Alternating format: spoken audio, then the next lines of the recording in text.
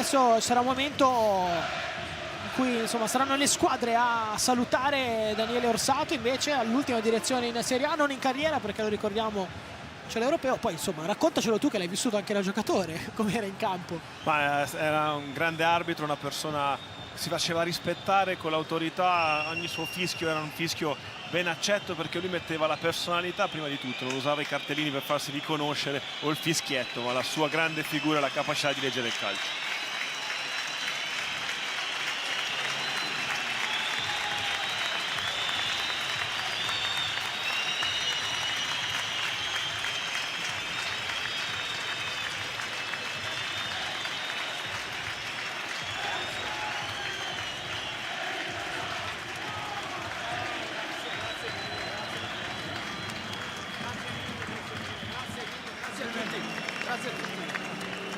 Una maglia della Fiorentina, una maglia dell'Atalanta. Grazie mille, grazie a tutti, grazie. Amore.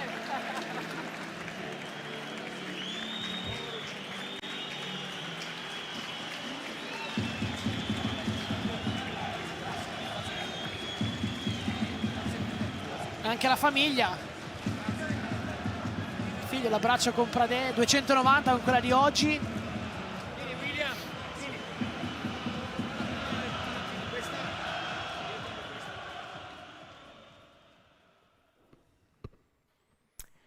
Benvenuti a Talenti.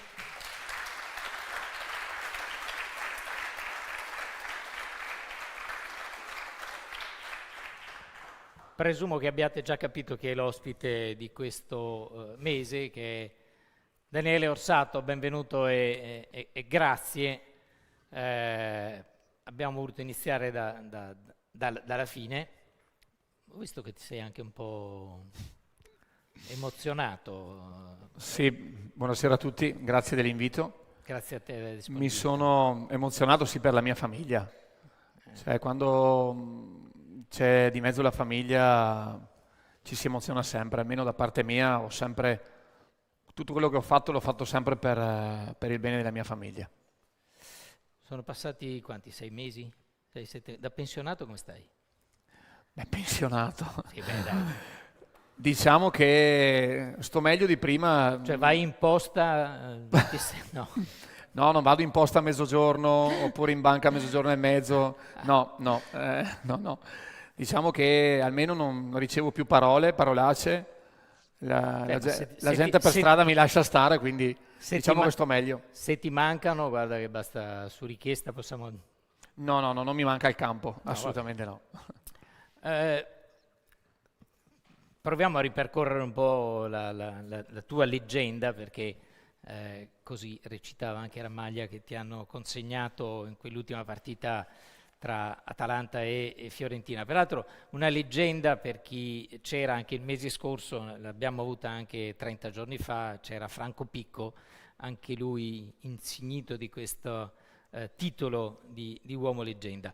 E con te vediamo se riusciamo nel tempo che abbiamo a ripercorrere diverse tappe, le molte tappe di una carriera lunga e straordinariamente prestigiosa.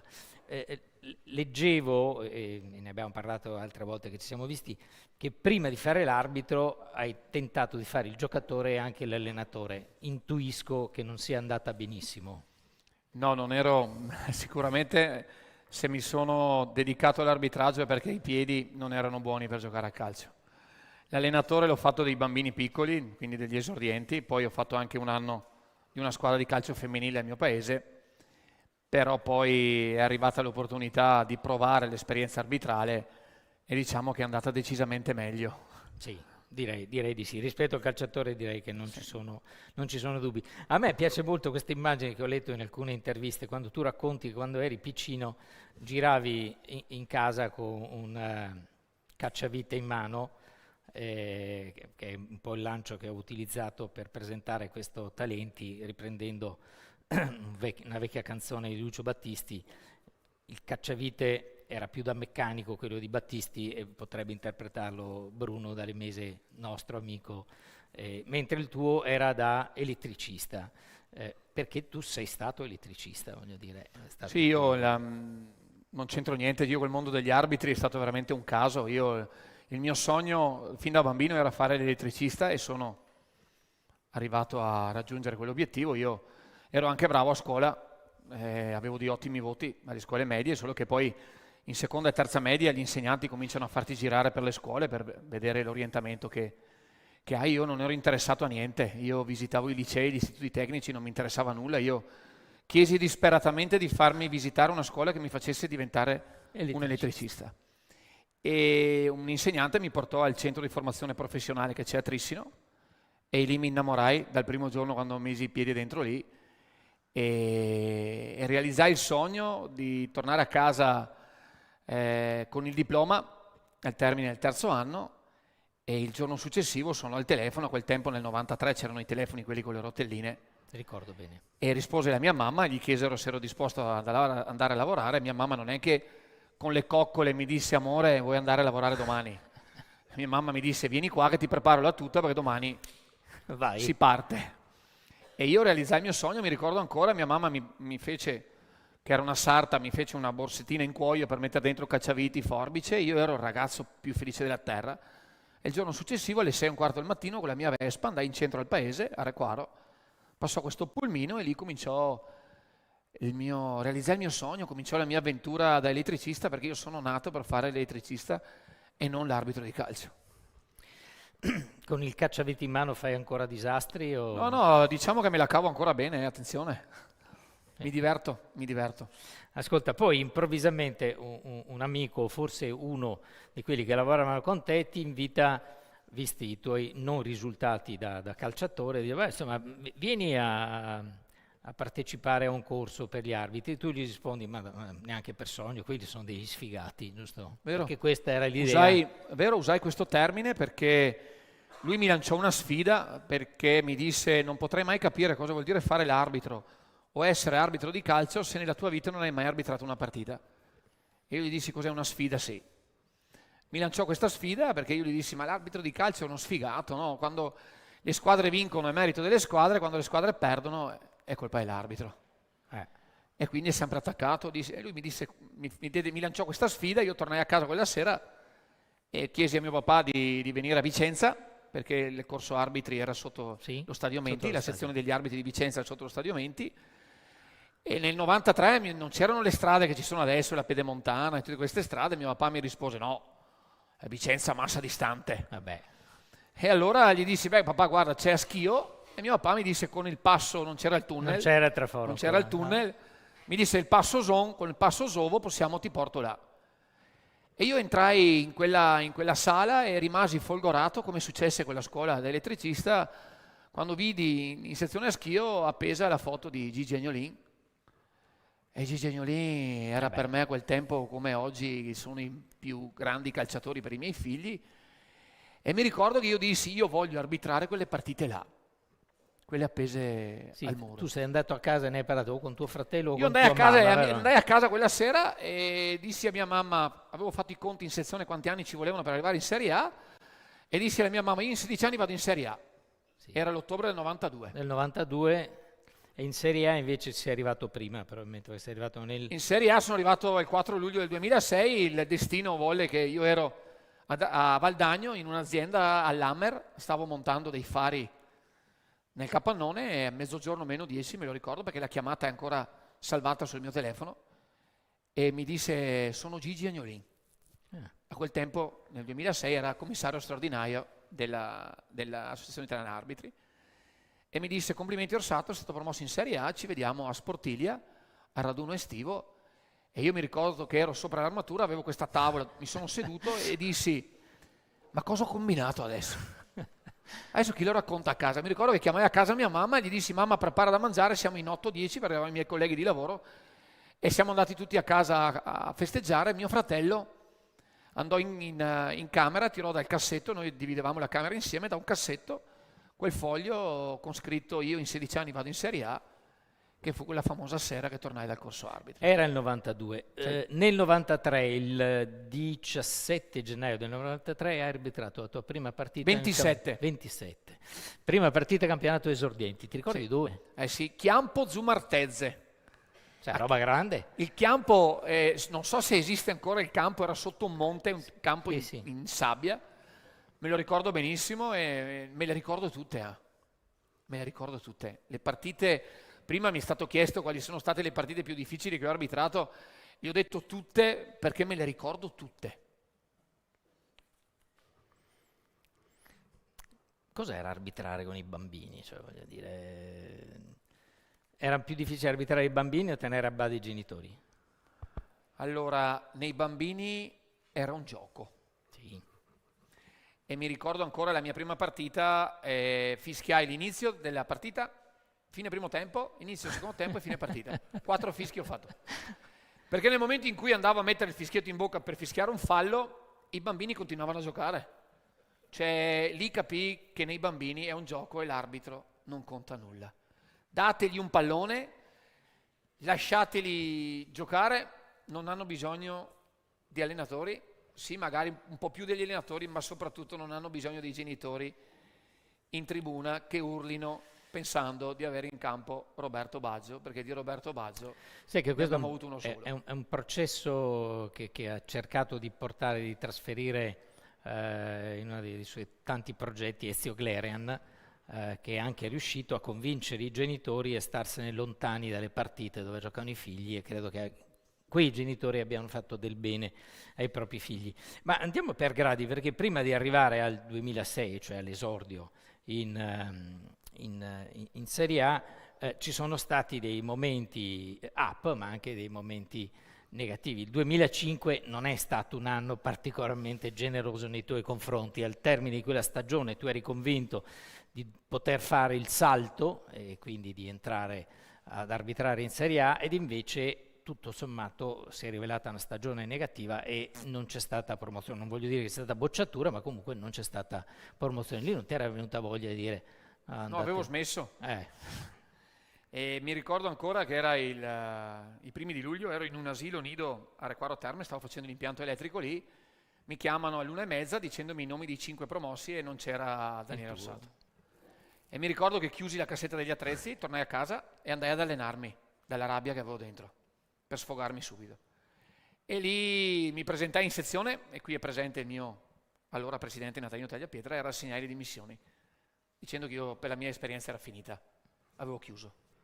Lui non inoltrò mai le mie dimissioni, mi arrivò la convocazione al raduno estivo della Serie C ancora, quella famosa, si chiamava ancora Serie C, non Lega Pro, e mi ricordo che chiamai dicendo ma cosa c'entro io ho finito di arbitrare, e mi ricordo che mi dissero adesso basta però, adesso vai e dimostra a tutti quello che sai fare. L'anno dopo invece, il 2006, è un anno di grande soddisfazione. Nasce il tuo primo figlio, Gabriel, e appunto c'è questa prima partita in Serie A, Siena-Atalanta. Guardate, l'Atalanta la trovi lì, la prima partita è anche... Questo è veramente incredibile nella vita. La mia prima gara c'era l'Atalanta e la mia ultima gara c'era l'Atalanta. Sì, anche nel tuo primo grande errore c'era l'Atalanta. E anche nel mio primo Sampdoria, grande errore, quindi Atalanta. alla terza gara di Serie A, mia seconda gara di Serie A, io ho fatto Siena-Atalanta e Sampdoria-Atalanta, ti ricordi bene, grazie che me l'hai ricordato. No, figurati. No, se vuoi raccontarlo tu quell'errore.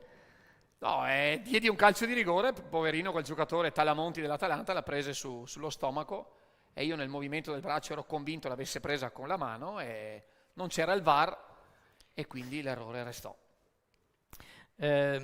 Ho visto che c'è una figura nelle tue promozioni che spesso riappare, che è Pieri.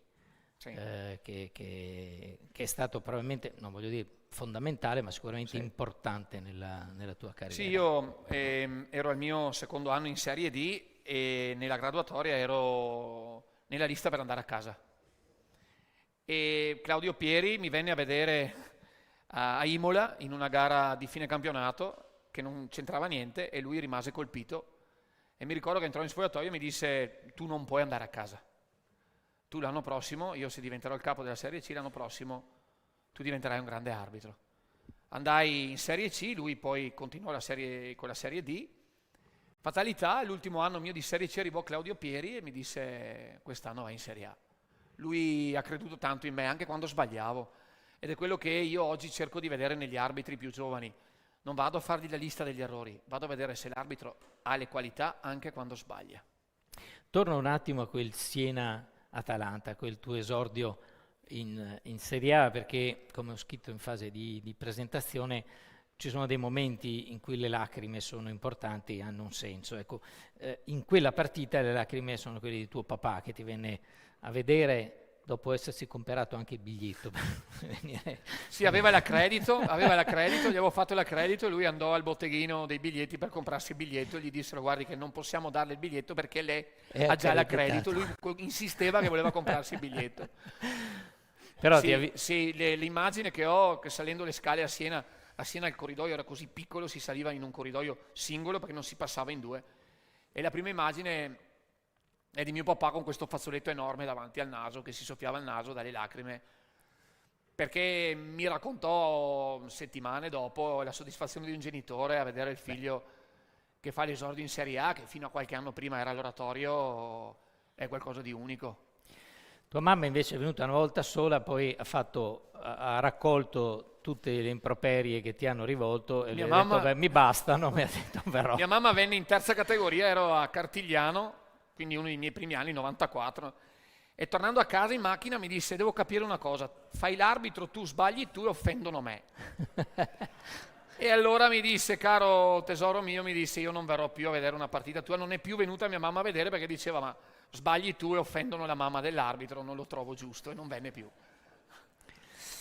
A proposito di lacrime, ci sono anche le tue. Ad esempio nel 2020, quando un giorno che eri probabilmente ad allenarti, ti chiama Rosetti e ti dice guarda che ti abbiamo assegnato la finale di Champions League. Lì torni a casa, c'è l'abbraccio con i tuoi figli e lì Sì, è forse il momento sì. di maggiore commozione. Sì, perché sai, a un calciatore se gli chiedi qual è il massimo trionfo per un giocatore è alzare la coppa con le grandi orecchie, no? E per l'arbitro è uguale, è il sogno di... Io quando entrai quella volta in sezione dissi voglio arbitrare quella partita lì, era l'immagine di Agnolini alla finale della Coppa dei Campioni a quel tempo. E quando entrai in casa da quella domenica 16 di agosto che mi allenavo e la chiamata di Rosetti che mi disse la vuoi fare ancora una partita? E io mi sono seduto sul letto di casa, sono scoppiato in lacrime e mi ricordo che entrò mio figlio grande dal portoncino di casa con il cane e lasciò cadere il guinzaglio, mi corse incontro e mi disse non mi dire che ti hanno dato la finale di Champions League. E fu così e lì non ho trattenuto tutti i sacrifici fatti in tanti anni. La partita era tra Paris Saint-Germain E e Bayern Bayern Monaco. Per la verità io non so se l'ho riprodotta, se c'è l'immagine. Ho visto anche in uno dei filmati che guardavo in questi giorni, ho visto le tue lacrime anche al termine dell'ultima partita di Champions che hai diretto. Che era Paris Saint-Germain. Che era sempre Paris Saint-Germain, casualmente. Sì, perché avevo deciso di smettere, avevo già deciso di chiudere. Eccola qua, vedi. E tutto era legato, come ti dicevo in apertura, alla famiglia, l'avevo promesso alla mia mamma. Avevo promesso alla mia mamma quando sono tornato dal mondiale nel 2022, gli dissi mamma io smetto di arbitrare perché non ho più stimoli. E mi ricordo che mia mamma mi disse tu non hai più stimoli e io che ne ho 77 domani mattina mi sveglio e mi alzo per cosa? E lì mi diede quella scossa per dire vado a prendermi l'europeo. Quando poco dopo partivo per l'europeo la mia mamma mancò e ho promesso che non avrei più calcato un terreno di gioco dopo l'ultima partita dell'europeo e così ho fatto. Io torno alla finale di Champions che si disputò a Lisbona, giusto? Sì. Ecco, ci spiega a noi comuni mortali la emozione che si prova quando si sbuca dal tunnel, senti quella musica che è di suo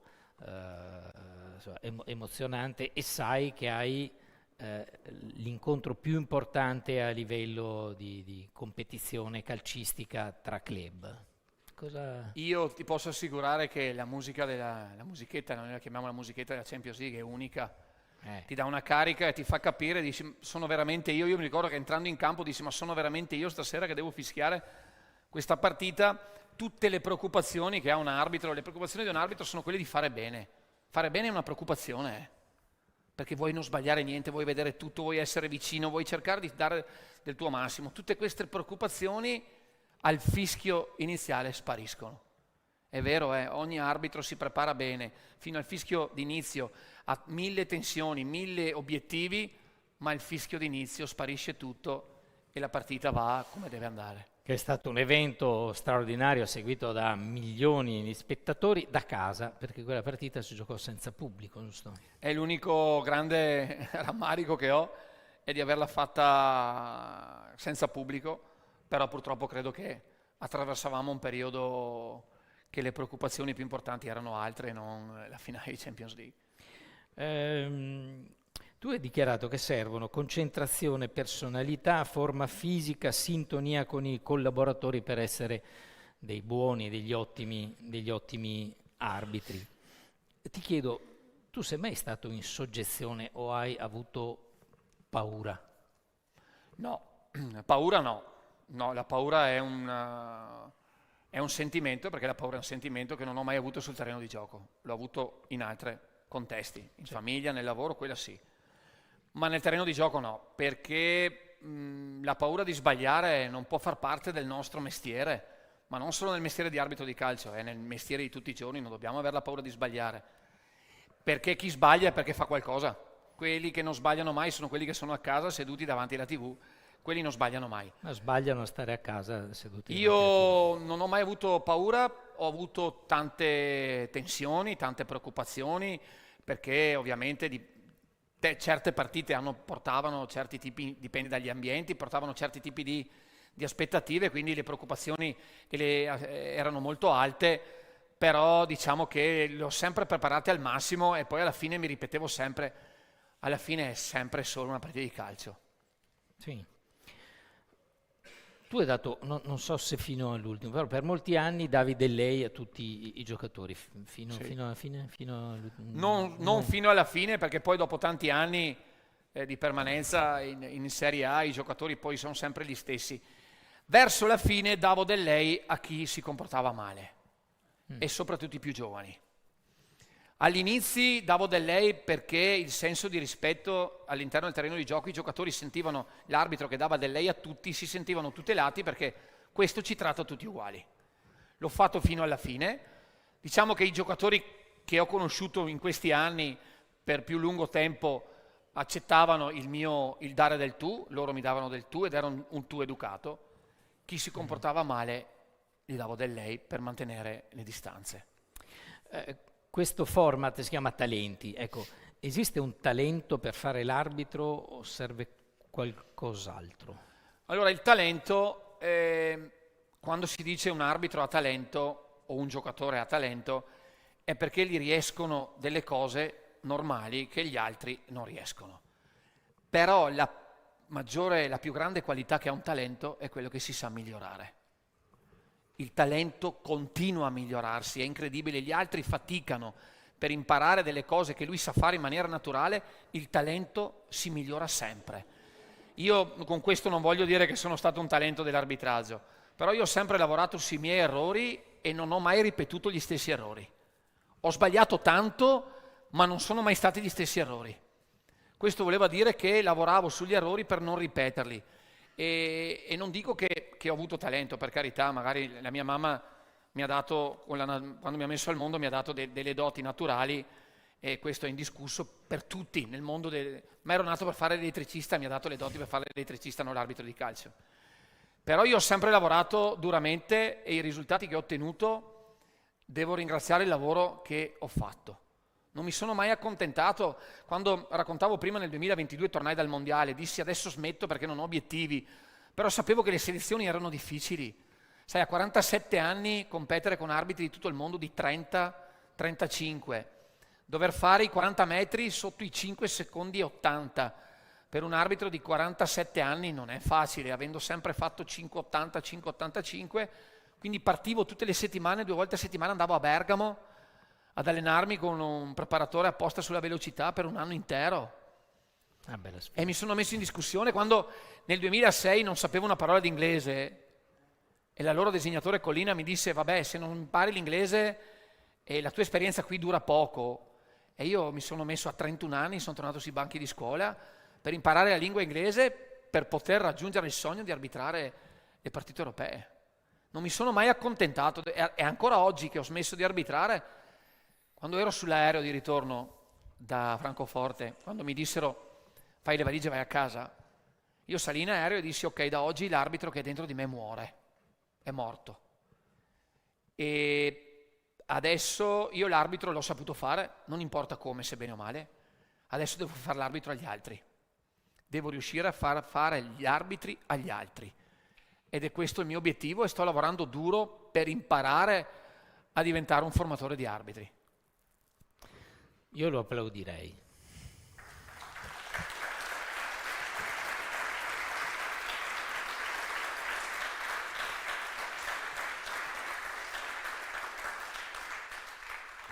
Potresti fare anche il formatore di altre cose. Se posso suggerirti, eventualmente se facciamo società insieme, io ti prendo gli appuntamenti e tu svolgi le lezioni, perché c'è sempre uno che lavora e uno che pensa a far lavorare gli altri.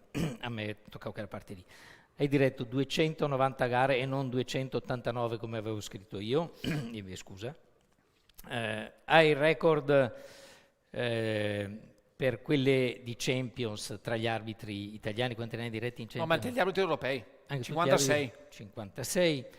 Hai fischiato in 2 edizioni degli europei, Sì. Inghilterra del 21 dove ha vinto l'Italia e poi gli ultimi nel 2024 in Germania. Sei stato al VAR del mondiale in Russia, hai diretto una semifinale mondiale del 22 in Qatar. Sei stato premiato come miglior arbitro del mondo nel 2020, miglior arbitro del mondiale in Qatar. Cosa ti è mancato da raggiungere?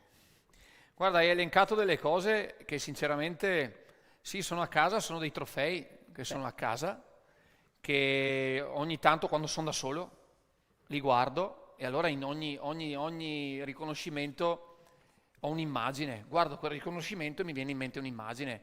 Il premio Agnolini, il premio Michelotti, il premio Concetto Lobello, e hanno tutte delle immagini che sono dentro di me. Però ti potrei dire che la soddisfazione più grande è quando a Verona, al Chievo, entrai in campo per la mia 200ª gara di Serie A con i miei figli. E mi ricordo l'espressione di Pélissier, capitano del Chievo, e di Poli, capitano del Bologna, quando dissero noi ne avevamo abbastanza di un orsato, oggi ne abbiamo 3.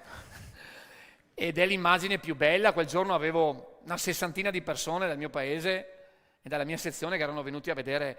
Queste sono le cose che mi rendono orgoglioso, la mia gente, il mio paese. A Requaro ancora oggi, quando scendo in paese, come vado tutti i giorni a prendermi il pane, a fare la spesa, la gente conosce Daniele, dell'arbitro, al mio paese non gliene frega niente a nessuno. Sì, questo è anche merito tuo, voglio dire, indubbiamente. Ascolta una cosa, nel 2021, quando hai arbitrato il primo europeo, quello vinto dall'Italia sull'Inghilterra, all'inizio si diceva ma se l'Italia non fa strada, Orsato è destinato a fare la finale. Hai fatto il tifo per Orsato o per l'Italia? No, devo essere onesto, noi abbiamo una squadra che è la squadra degli arbitri, io ho la mia squadra e tifavo per me, ma non ho mai tifato contro l'Italia, perché anche all'ultimo europeo l'Italia è uscita e pure Orsato è uscito, quindi non è assolutamente... È ovvio che poi una volta che l'Italia è andata avanti abbiamo tifato tutti perché l'Italia vinca quel fantastico europeo. Quindi ho tifato per la mia squadra fino a un certo punto, poi ovviamente tutti per gli azzurri. Certo. Ecco, nell'ultimo europeo dove l'Italia è uscita e sei uscito anche tu, te l'aspettavi? Che uscisse l'Italia. No, che l'Italia uscisse così presto no. No, è che uscisse, devo essere sincero. E che uscisse che uscisse no, perché comunque i presupposti erano buoni. Poi una volta uscita un pensierino alla finale l'abbiamo fatta. Beh, penso che l'avessero fatto. Non pensavo che Inghilterra-Svizzera fosse la mia ultima gara, però sapevo che poteva essere una delle ultime, quindi è ovvio che quando sei in un ambiente come un europeo e ti ritrovi che è come le squadre escono vanno a casa e gli arbitri escono e vanno a casa, chi ha finito il proprio percorso, chi perché ha la nazionale che va avanti, certo. E ti ritrovi che sei in un numero ristretto di arbitri, ti cominci a guardare in faccia e dici uno di noi fa la finale. È ovvio, poi ovviamente ho fatto il tifo, ero presente alla finale perché sono andato a vederla, quindi ho fatto il tifo per l'arbitro francese che ha fatto la finale, quindi la mia mamma e il mio papà mi hanno cresciuto non vivendo di invidia, non ho mai avuto invidia, ho sempre visto il bicchiere mezzo pieno, mai mezzo vuoto. Quindi sono orgoglioso di tutto quello che ho fatto. Il disegnatore di quello europeo era italiano, giusto? Di entrambi gli europei, Gli sì, europei. Roberto Rosetti, che è lo stesso disegnatore che mi ha dato la finale di Certo, Champions League, quindi... In alcune interviste che ho letto, tu ti sei definito permaloso e poi hai detto che per un periodo, ma forse lì è un po' esagerato, perseguitavi i giocatori che facevano troppo i furbi. Ma io credo che un pochettino lo siamo tutti permalosi, no? E ci mancherebbe altro. Un pochettino lo siamo tutti. Ecco, io in campo non ero permaloso sugli errori che facevo, cioè quando un giocatore mi diceva ma hai sbagliato, e tante volte dicevo vabbè ok ho sbagliato. Ero permaloso quando sapevo di aver fatto bene, quando sapevo di aver preso una decisione giusta, avere il giocatore che mi veniva a dire no, hai sbagliato anche lì, allora lì no. E poi non è che perseguitavo, però mi davano veramente fastidio i presuntuosi e i maleducati in campo. Qual è l'intervento falloso, l'atteggiamento che proprio era inaccettabile nei giocatori? La simulazione? Sì, La simulazione. sì, hai detto giusto. E credo che con l'avvento del VAR, dal 2017, quando abbiamo cominciato ad avere il VAR live nelle partite, questo sia l'aspetto che è migliorato maggiormente. Ci dobbiamo ancora lavorare tanto. Questo però è un aspetto per i giocatori. I giocatori devono migliorare ancora tanto, perché molte volte sento molte persone mi dicono ma ha preso un colpo sul petto, si mette le mani sul viso, ha preso un colpo sul viso, si mette le mani. Quello è un comportamento che riguarda i giocatori, quindi non stanno gli arbitri a giudicare. Però hai ragione tua, era la simulazione l'aspetto che dava più fastidio. Sì, bisogna anche intervenire finché sono piccoli. Chi è evidente che simula non si mette fuori. Concordo. E non lo si fa giocare.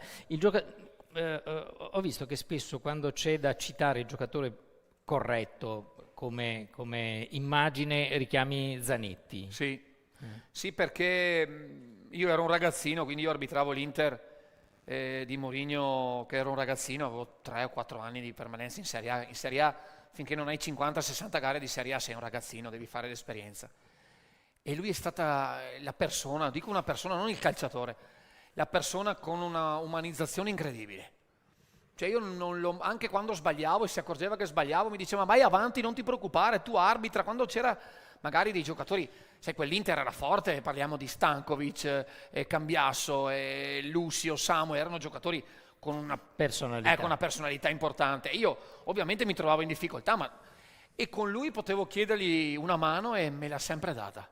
Mi ha sempre detto lascia stare, ci penso io, vai avanti, e questo è stato un aspetto che in questo giocatore ho apprezzato. Ce ne sono stati altri, però lui spiccava veramente per questo senso di collaborazione con gli arbitri. Ne posso chiedere uno che invece avresti sanamente evitato? No, non c'è uno sanamente evitato. Diciamo che chi mi ha fatto penare più di tutti, ed è quello con cui ho un grandissimo rapporto anche fuori dal campo, è Daniele De Rossi. Daniele De Rossi è stato il giocatore che mi ha fatto penare più di tutti, perché ogni volta che arbitravo la Roma lui giocava nella squadra della sua città, è una bandiera, è stata una bandiera, comportamento corretto, sto parlando di educazione unica, però mi faceva penare. Cioè era sempre lì attaccato, però è un ragazzo fantastico, però mi ha fatto penare. Sempre in una delle diverse interviste che ho frequentato in questi giorni qua, a proposito di San Siro, leggevo che la prima volta che hai arbitrato in Milan, peraltro, sì, che era forse un Milan-Siena, sì, hai detto che ci hai messo mezz'ora a guardare sì, il terzo anello. mi dissero i miei insegnanti, i miei maestri a Coverciano quando mi diedero la partita. Sai, per la prima volta uno va a San Siro. Mi disse raccomando Orsato, non guardare il terzo anello di San Siro perché sei un bambino e potresti avere effetti che ti riempi i pantaloni. Quindi non guardare il terzo anello di San Siro. Ci misi una mezz'ora per la paura che mi venga un giramento di testa, guardai sempre ad altezza uomo. Poi dopo una mezz'oretta, quando mi sono rilassato, che la tensione di calcare per la prima volta a San Siro mi era passata, ho cominciato ad alzare gli occhi pian pianino e mi sono reso conto dell'immensità di questo stadio. Sì, mi pare peraltro che in quella partita lì, che tu avevi 32, un ragazzino. Hai ammonito Maldini. Il primo giocatore ammonito a San Siro fu una bandiera, il capitano Paolo del Maldini. Milan. E mi ricordo che lui contestò questo provvedimento disciplinare dicendomi adesso stasera quando vai a casa te la rivedi, vedrai che non è ammonizione. Io dissi guarda, io vivo in montagna e la televisione noi non ce l'abbiamo, ma era solamente un momento per sdrammatizzare. Lui si mise a ridere come dire ma cosa mi racconta questo qua, ma era solo per tagliare l'aria. Ascolta Daniele, tu hai parlato, gli errori si commettono in tutti gli ambiti, forse quando li commette un arbitro sono più sotto la lente di ingrandimento.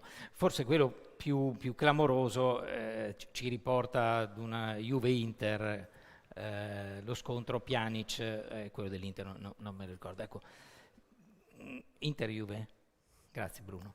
E dopo un errore, se errore è stato, ma che dopo un episodio che ha suscitato così tante polemiche, come si esce, come ci si rimette nel binario per ripartire o per continuare? Come ti ho già detto in precedenza, lavorando sugli errori. Sai, un grande maestro come Paolo Casarin dice sempre che gli arbitri finché arrivano al fischio d'inizio sono bravi, belli, sono inattaccabili, poi dopo il fischio d'inizio si cominciano a valutarne le decisioni. Io ho fatto tanti errori, però ho sempre lavorato per migliorarmi. Ti posso assicurare che la famiglia, le persone al mio fianco non mi sono mai mancate, grazie a Dio. Mi hanno aiutato loro ad uscire da parecchi periodi difficili che ho avuto nella mia esperienza arbitrale, perché di errori ne ho fatti tanti, e diciamo che ho lavorato tanto sodo per poi continuare, perché poi quando fai un errore grosso mettono in discussione le tue capacità. E io in silenzio, senza fare tanti proclami, ho lavorato con un impegno continuo e sono arrivato un anno dopo a arbitrare a finale di Champions League. Quindi la miglior risposta quando commetti un errore è rispondere sul campo con delle prestazioni soddisfacenti. Hai parlato spesso di lavoro, cioè c'è il tuo concetto di lavoro, un grande rispetto per chi ti fa lavorare, che secondo me poi è un principio della vita che bisogna tenere ben presente. Quante ore ti allenavi? Guarda, mi sto allenando ancora adesso, meno ovviamente, però mi allenavo si quasi tutti i giorni.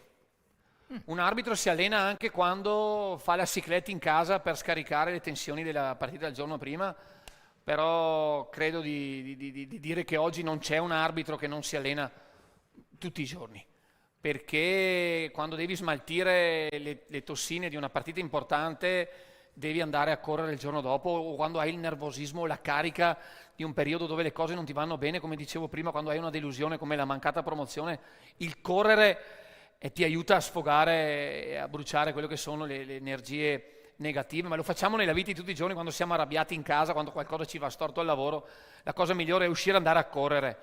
Tante volte la mia mamma mi diceva sì, va a correre, va che ti passa, no? Ed era vero, tante volte quando avevo del malessere andavo fuori a correre e mi allenavo tutti i giorni, erano sedute di atletica, aerobica, però non puoi non allenarti tutti i giorni. L'arbitro è una sorta di uomo solo al comando, è un po' meno solo adesso con il VAR? Sì, diciamo che negli anni io ho cominciato con le bandierine di legno, siamo arrivati alle bandierine elettroniche, poi siamo arrivati agli auricolari nel 2007, poi sono arrivati gli arbitri di porta, poi siamo arrivati oggi al VAR. Quindi diciamo che l'arbitro solo, purtroppo, è l'arbitro nelle categorie inferiori. L'arbitro di Serie A non è mai solo, i problemi non sono in Serie A. Il problema, e credo che tutte le persone che sono presenti sanno a cosa mi riferisco, è alle violenze che vengono fatto soggetti i nostri arbitri nei campetti di periferia. Io sono stato rappresentante degli arbitri in attività per 5-6 anni e ancora oggi è una cosa che mi fa veramente arrabbiare. La mia indole mi direbbe fermare tutto, fermiamo i campionati, perché mettere le mani addosso a un arbitro è qualcosa di inaccettabile. Io potrei dire ai signori che sono presenti in sala, che sono genitori, se vi tornasse a casa vostro figlio che vi dice mi hanno menato oggi papà, la reazione nostra sarebbe quella di andare a cercare chi ha picchiato il nostro figlio. E quindi mettere le mani addosso è già sbagliato di per sé nella vita di tutti i giorni, ma un arbitro, magari per un rigore o per un episodio che non conta veramente nulla, e questo mi fa veramente arrabbiare. E questo rientra un po' nell'ambito della tua nuova attività di cui parliamo tra poco. A proposito di VAR, il fatto che mi pare a breve gli arbitri potranno anche spiegare al pubblico alcune loro decisioni, lo ritieni un passo avanti per migliorare il rapporto col pubblico? Ma questo non lo so. So che c'è un'iniziativa, un'attività che viene messa in atto adesso nelle semifinali sì. di Coppa Italia, che nel caso di on-field review, che è quando l'arbitro va allo schermo, poi quando rientra sul terreno di gioco spiega in parole brevi, sai, non è che si mette lì a fare un salmone a spiegare, perché Con la lavagna. diciamo che una cosa simile è stata fatta all'ultimo europeo nello schermo gigante dello Sì. stadio. Quindi è solamente riportare alla voce dell'arbitro quello che veniva scritto sullo schermo durante l'europeo. Quindi in poche parole spiegherà il motivo del calcio di rigore, perché il difensore ha il braccio largo, calcio di rigore, non è che sta lì a fare 1000 spiegazioni. Io per anni è passato il detto Orsato ce l'ha con il VAR. No, non era vero. Io quando andavo davanti allo schermo ed ero arrabbiatissimo, diciamo che uso un termine forte, io ero incazzato nero quando andavo davanti allo schermo, ma non ero arrabbiato col VAR. Perché non avevi preso già la decisione? Esattamente, perché sì. nel tragitto, no, io avevo il miglior arbitro, il miglior VAR al mondo ce l'avevo io, era Massimiliano Irrati, Irrati. quindi come potevo prendermela? Quando lui mi diceva, aveva un'educazione, un modo, perché lui sapeva che io mi arrabbiavo, e allora mi diceva: Daniele, ti devo mandare davanti allo schermo. E allora io nel tragitto andare davanti allo schermo dicevo: ma adesso cos'è che mi son perso che potevo vedere benissimo dal campo? Arrivavo davanti allo schermo, vedevo, dicevo: Madonna, l'ho perso. Però resettavo subito. Andavo in campo, davo quello che dovevo dare e ricominciavo. Ed era la forza che riuscivo ad avere, perché vi posso assicurare che le prime volte ti destabilizza. Perché cominci a dire: Madonna, adesso cosa ho combinato? Invece non hai combinato niente. È un errore, il VAR riporta la giustizia della decisione quella corretta, e per cui è una cosa positiva. Ho sempre detto: l'arbitro forte con il VAR diventa ancora più forte. E gli arbitri, io l'ho sempre detto ai miei più giovani colleghi, andate in campo come il VAR non ci fosse. Continuate ad arbitrare prendendo voi le decisioni, sapendo che la decisione grossa che cambia l'esito di una partita o di un campionato non succederà perché c'è il VAR. Perché io ho vissuto anche l'epoca pre-VAR. E qui c'è Massimo Biasutto, che è stato assistente con me in Serie A, e ricorda benissimo l'entrata in spogliatoio dopo una partita dove tutti sapevano che mancava un rigore, tu eri l'unico in mezzo al campo che non lo sapeva, e rientravi in spogliatoio, leggevi l'SMS, ti sei perso un calcio di rigore e ci rimanevi veramente male. Per fortuna che oggi non succede più. Tu hai fatto anche il varista. Ho fatto anche il VAR, sì, ho fatto anche il VAR. Difficile? Diciamo che non è il mio ruolo. Difatti ho chiesto presto di non fare il ruolo, perché sono un uomo di campo. E anche quando facevo l'elettricista ho sempre rifiutato i ruoli sulla scrivania. E perché non facevano per me, io dovevo stare in mezzo al campo. Finché avevo la possibilità di starci, volevo stare in mezzo al campo. È un affare tuo, è una curiosità mia e della mia oculista. Tu hai 10 decimi? Sì, anche 11. Che culo, cazzo.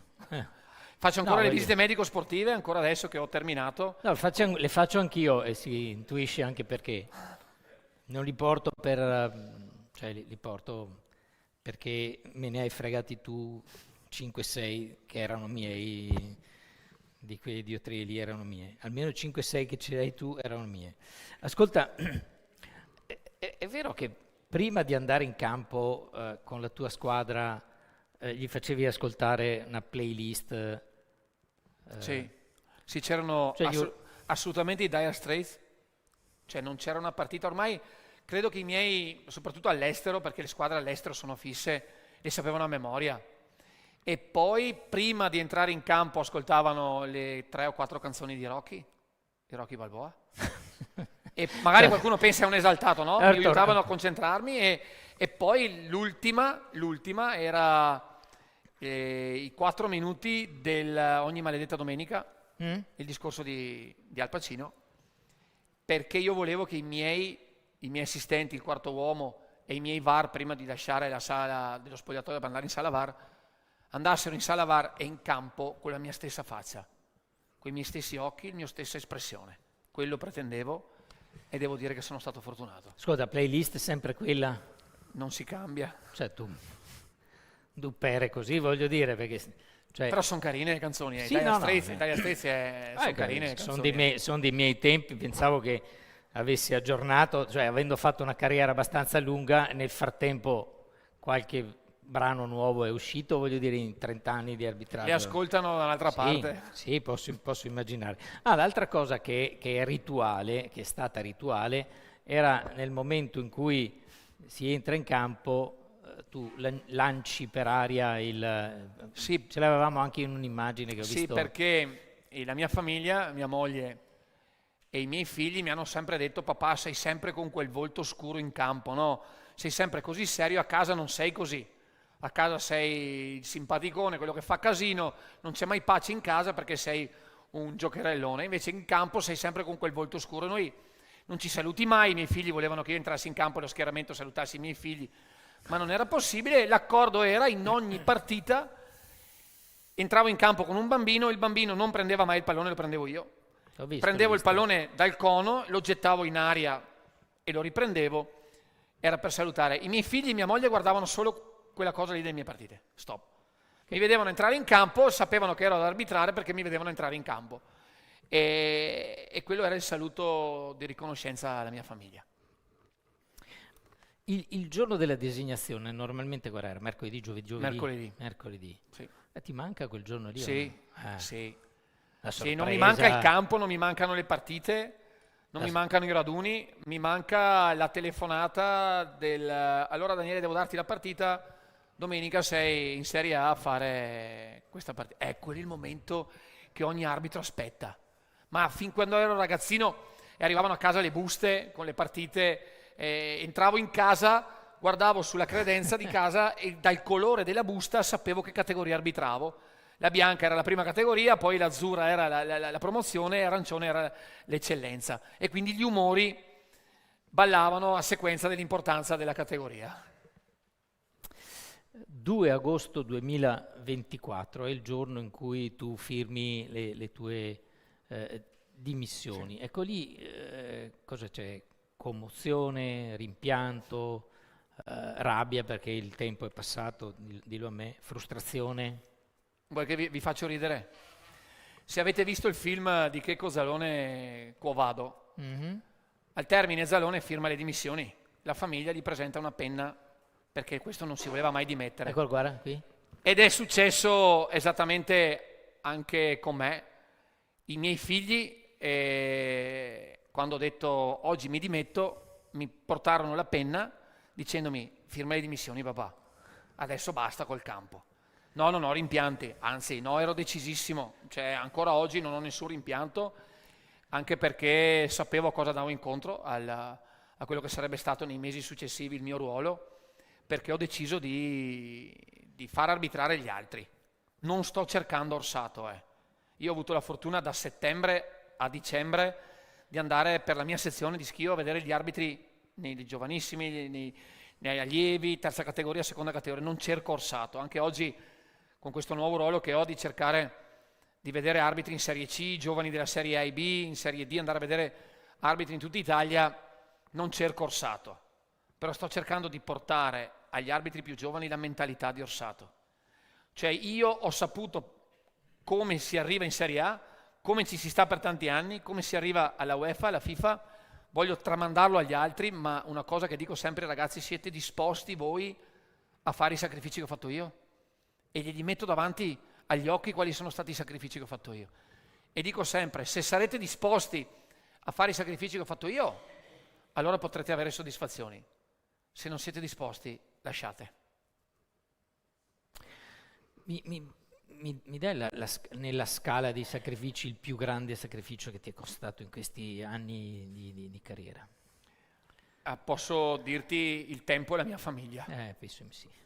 Perché ricordo un episodio che mi ha toccato qualche anno fa. Il mio secondo figlio era piccolino, adesso ha 10 anni fa. Rientrai da una partita all'estero e rientrai in casa, lui non mi sentì entrare in casa e io sapevo che era in camera con un suo amichetto, apre un cassetto e c'erano 2 o 3 maglie, c'era la maglia di Lewandowski, la maglia di Ter Stegen, qualche maglia che portavo, che compravo all'estero. E il suo amichetto gli disse: fortunato che sei William, che il tuo papà ti porta le maglie. E la risposta di mio figlio fu: lo vuoi tu il mio papà?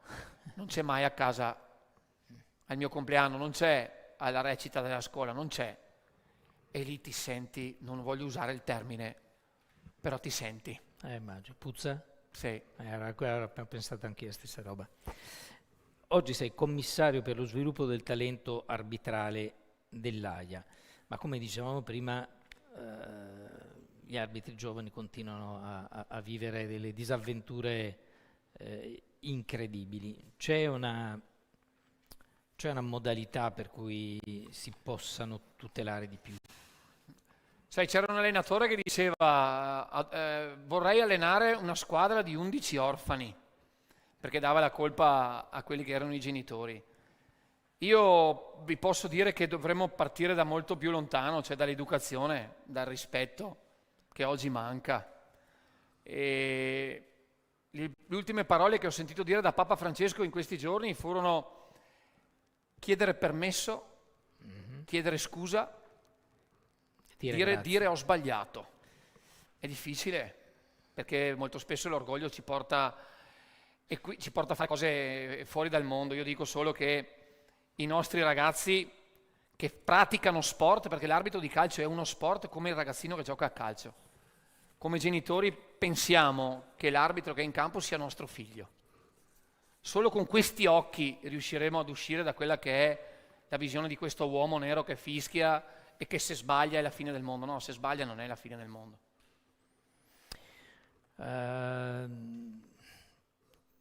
In tutta l'intervista più e più volte è uscita la figura di tua mamma, che ritengo sia stata una sorta di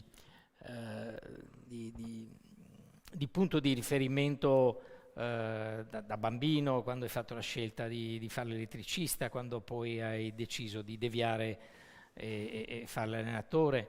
Ecco, ho sentito più volte famiglia e nell'ambito della famiglia questa figura forte di tua mamma. Sai, la cosa che mi manca di più oggi è entrare in casa e c'è mio papà, per carità, però confrontarmi, chiedevo consigli su tutto, anche a 48-50 anni, su qualsiasi lavoro che dovevo fare in casa, su qualsiasi cosa che dovevo andare a fare, perché lei è vissuta nella miseria. Mia mamma è nata da una famiglia nella miseria degli anni 50 e lei sapeva darmi il consiglio giusto, il non mollare, anche dopo quella delusione che dicevi prima del 2005.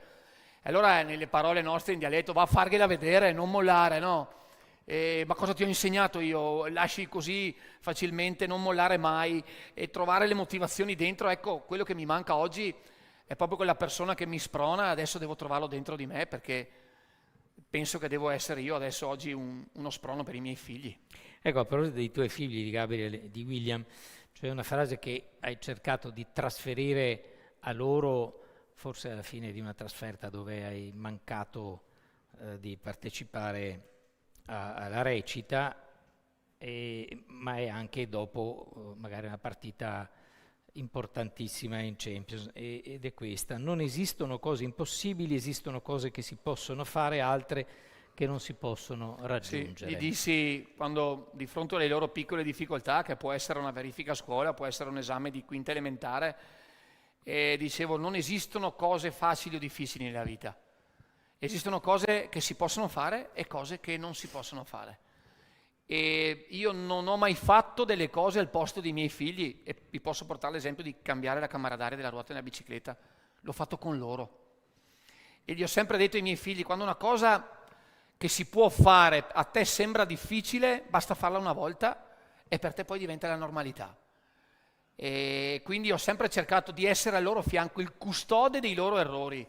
Ancora oggi, che hanno 19-15 anni, quando hanno delle difficoltà sanno che io sono lì in fianco, però li faccio sbagliare, perché solamente così riesco un giorno ad essere tranquillo quando andranno per la loro strada, usciranno di casa e dirò: vabbè, può andare perché mio figlio si riesce ad arrangiare. Allora, ci sono fare l'intervistatore, qualcuno non ci crede, ma è anche un lavoro, ve lo posso garantire.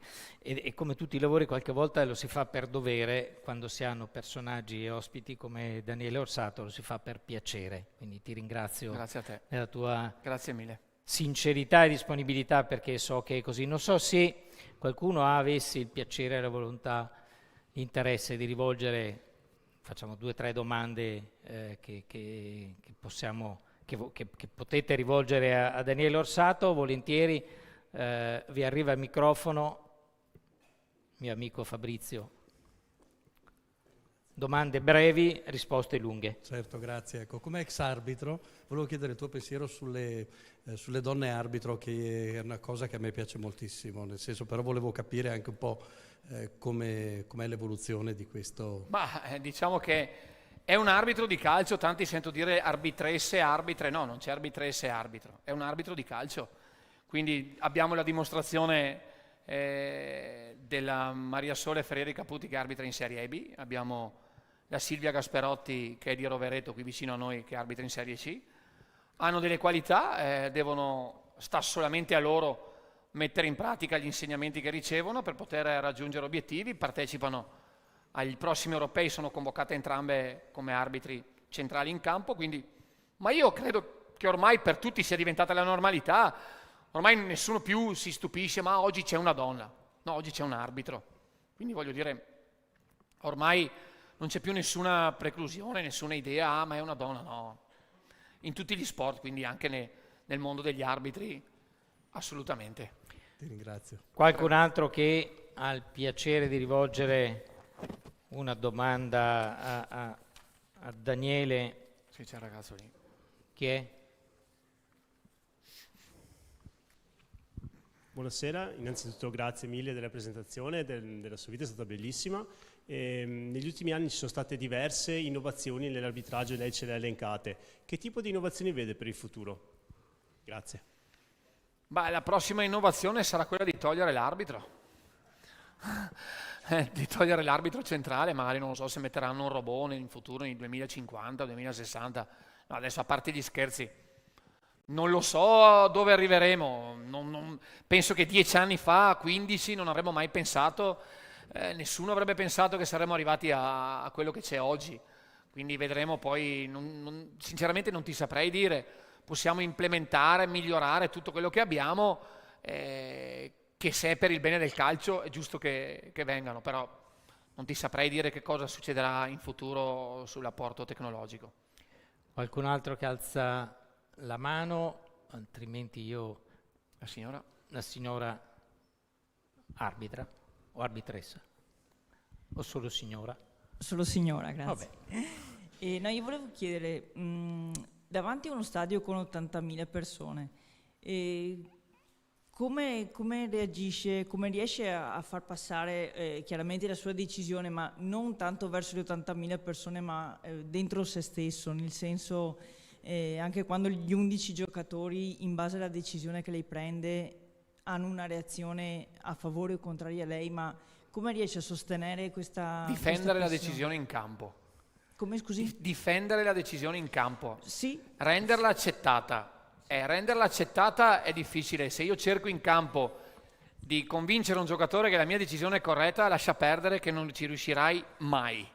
Perché c'è il 50% che l'accetta, ovviamente gli hai fischiato a favore, e il 50% non l'accetta perché gli hai fischiato contro. Allora, agli inizi, come ho raccontato prima, era molto difficile andare sugli stadi con molte persone. Io ho avuto l'esperienza in Serie C, io ho arbitrato per qualche volta al Maradona, che era il San Paolo, con 80.000 persone in Serie C, ed ero un ragazzino, avevo 27, 26, 27 anni. Poi sono passato a 45, 46 allo Stadio Bernabéu di Madrid, dove che quando entri c'è un'esplosione, però come carica i giocatori carica anche l'arbitro, il pubblico carica anche l'arbitro. Difendere la propria decisione in campo con i giocatori è molto più facile perché non hanno la TV davanti. Convincere chi è davanti alla TV è più difficile perché ti dicono no, ma guarda, il giocatore in campo, se tu riesci a avere empatia e a essere credibile, che cosa vuol dire essere credibile? Per i giocatori, nella cultura del giocatore, la credibilità dell'arbitro passa attraverso la vicinanza nel prendere la decisione. Una decisione sbagliata, presa a 5 metri, i giocatori l'accettano. La decisione corretta, presa a 25 metri, i giocatori non l'accettano, perché ti dicono: ma come hai fatto a vedere bene da là in fondo? Invece se sei vicino, quindi cercavo di mettere il più possibile la capacità di essere vicino a prendere la decisione, che non è facile, essere credibile, avere empatia e soprattutto nel rapporto con il giocatore essere educato. Io non sono mai stato maleducato, ho 1000 difetti, ma io con i giocatori in campo non sono mai stato maleducato. Non gli ho mai accorciato un cognome, non gli ho mai usato il termine Ciccio, Titto, amico, no. Li ho sempre trattati in maniera rispettosa, decisa, e posso dire che negli anni, con l'esperienza, questo è stato il frutto che ho tratto dalle mie prestazioni, è stato proprio questo. Educazione e rispetto, ma impegno massimo nel cercare di prendere le decisioni il più corrette possibili. Grazie. Qualcun altro? Che, se vedo una mano, grazie delle domande che sono state tutte interessanti peraltro. Quindi C'è un signore? il signore lì. Il signore... Antonio, ciao Antonio. Ciao Antonio. Daniele. È che se metti su un occhiale di un altro colore non ti ho riconosciuto. Soprattutto una volta non ce li avevo gli occhiali quando andavamo in campo. Quando eravamo in campo insieme, no, Insieme. non avevi gli occhiali, vero? L'introduzione del VAR ha fatto sparire tutti i programmi di moviola che esistevano in televisione, ma dal punto di vista arbitrale arbitravi meglio quando non avevi ausili esterni, con la decisione assunta sul momento di cui ti assumevi la responsabilità, o l'introduzione della tecnologia ha effettivamente cambiato in meglio il modo di arbitrare? Guarda Antonio, io e te abbiamo fatto tante partite insieme, soprattutto nelle categorie inferiori, abbiamo fatto la Serie C, la Serie D insieme, quindi noi abbiamo sempre preso le responsabilità di tutte le decisioni che prendevamo, e poi in Serie A anche con Massimo, tante gare che abbiamo fatto, ci siamo sempre presi la responsabilità e ho continuato a prendermela. Cioè, prima ho detto una cosa importante: il VAR, l'introduzione del VAR rende gli arbitri forti ancora più forti.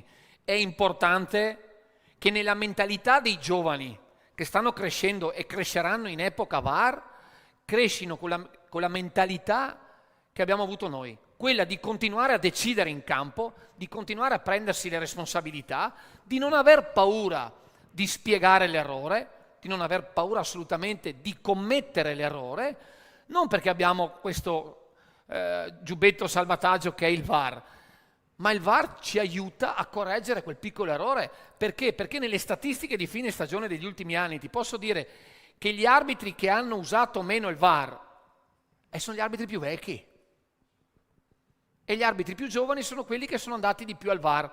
E questa è la domanda che ci dobbiamo fare. Perché avviene questo? Allora dovremmo essere capaci di entrare nelle teste degli arbitri, ma non è possibile. La cosa che dobbiamo fare è allenare gli arbitri. Dobbiamo avere dirigenti capaci che allenano gli arbitri ad essere pronti a sopportare e subire quello che è l'intervento del VAR. Perché come dicevo prima, un intervento VAR per un arbitro che ha esperienza, che è vecchio, non lo influenza. Magari su un ragazzino giovane che ha le prime armi, che viene dalla Serie C, si ritrova in Serie B con un intervento dei VAR, è solo questione di avere pazienza, perché con l'esperienza imparerà anche lui a conviverci. Però la cosa più importante è continuare ad arbitrare, prendere le decisioni a responsabilità, facendo il conto che il VAR non esiste. Questa è la strada più giusta per un arbitro. Grazie. Un'ultima domanda prima di lasciarti. Qualche anno fa, se non ricordo male, in un'intervista che uscì, mi pare sulla Gazzetta, dove tu ti dichiarasti tifoso del Vicenza. Ti aveva creato Il finimondo. finimondo. Scoppiò il finimondo. Cioè, Vicenza che era in C e tu io arbitravi mi chiesero, ovviamente ero tifoso da bambino, cosa ero tifoso. Dovete sapere che quando sono stato promosso nel 2006 Paolo Rossi mi fece arrivare a casa la maglia sua del mondiale con una dedica. Paolo Rossi mi fece una dedica: in bocca al lupo a Daniele Orsato, in bocca al lupo a te Daniele per la tua carriera arbitrale. E io sono cresciuto vedendo i gol di Paolo Rossi qui al Menti, quando c'erano i parterre, si stava in piedi a vedere le partite, no? Ma è così difficile spiegare che ero tifoso e guardavo quel calcio. E lo diceva Collina tempo fa al Festival dello Sport a Trento, quando mi chiedono ma tifi una squadra, ma è impensabile che un arbitro arrivi a 50 anni e nella sua vita non abbia mai tifato una squadra.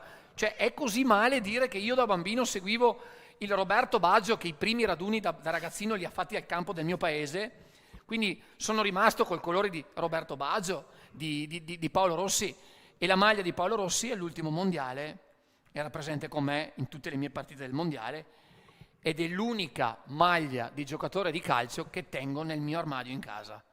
Quindi se questo è stato male scoppiò il finimondo, se ti ricordi, perché adesso Orsato no. Io ero legato a quelli che erano i colori del Vicenza, ma del Vicenza di quel tempo.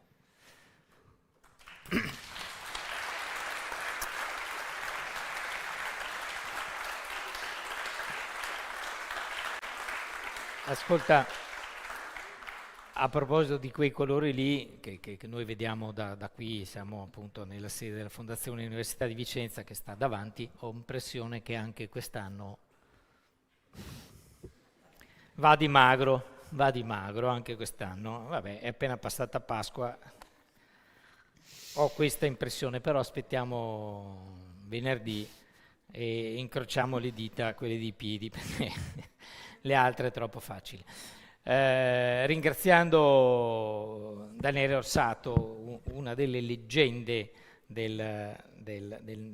che ho la fortuna, che abbiamo la fortuna di poter incontrare, permettetemi di ringraziare la Fondazione degli Studi Universitari di Vicenza, il Dipartimento di Tecnica e Gestione dei Sistemi Industriali dell'Università degli Studi di Padova che ci ospitano, e poi AGSM AIM, BVR Banca Veneto Centrale, Z Farmaceutici, il Centro Commerciale Palladio, le Pelletterie Palladio e Garzadori Vicenza, che ringraziamo perché terminato qua, se te lo permette il tuo fisico che ti devi allenare, facciamo un aperitivo anche alcolico, non so se...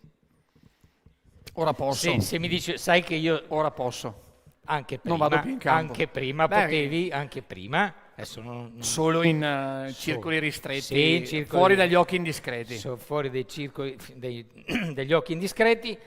Ci accomodiamo per l'aperitivo, non prima di aver ringraziato ancora per la sincerità e per la personalità straordinaria che riesce anche a trasmettere, e a noi come riusciva a trasmetterla in campo, ad un grande personaggio.